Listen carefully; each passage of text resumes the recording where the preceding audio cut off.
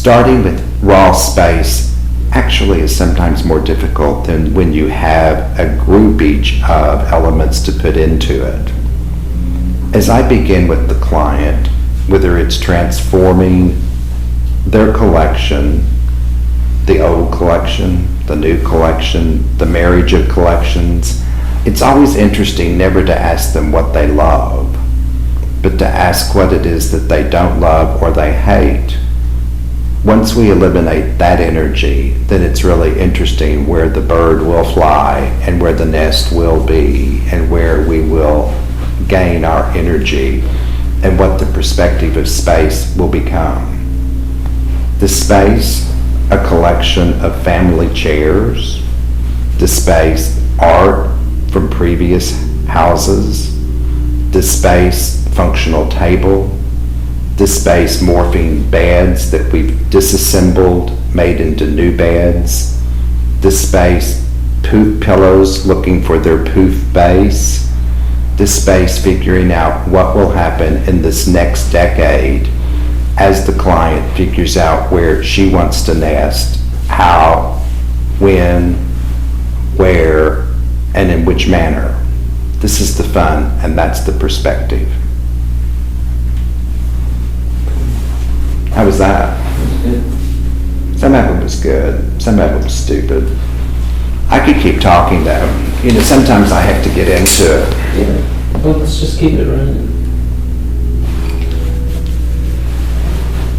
I think it's very philosophical, that. Yeah, well, you want, what Sergio, I'm gonna just talk, what Mary Ross, what Sergio's told me is that in this, the YouTube, once you get a certain amount of out there, people start listening to the voice, and it really is interesting.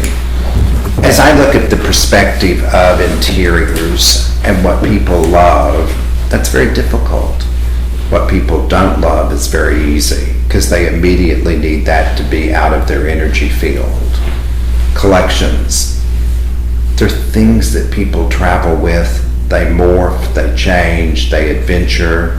Whether it's this pillow that was designed in the 80s, the V pillow, whether it be objects that the client loves and transitions and always finds pleasure, no matter what shape, size, or dimension, there's always that little smirk and that little excitement. Getting rid of the things that the client doesn't love is really the most important thing, because the palette then is open, the expanse is uncontrolled, and we can move any direction we want. Perspective. Every room has function. We sit, we sleep, we laugh, we share. We've moved into the 21st century where, with technology, rooms are different. Everyone has a small, medium, large screen. Everyone is connecting that way, but you still have to have a place to sit. You still have to have a place to put a drink. You still have to have, on some level, communication. Even though we're texting across the room with each other and not interacting physically, we're still interacting. They change. The objects change. The position changes. Juxtaposition. How much fun to see a room differently than you've ever seen it. How much fun to watch the light from the beginning to the end of the day. All of that helps make magic. It's like the layers of the onion.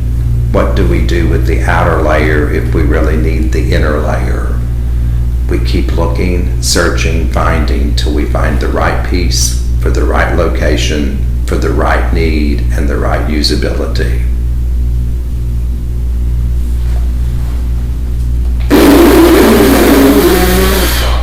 Okay. Yes, Sergio. Mary Ross, you can ask questions too. Let's change the scenery. Because I love Sergio takes it the way my monologue.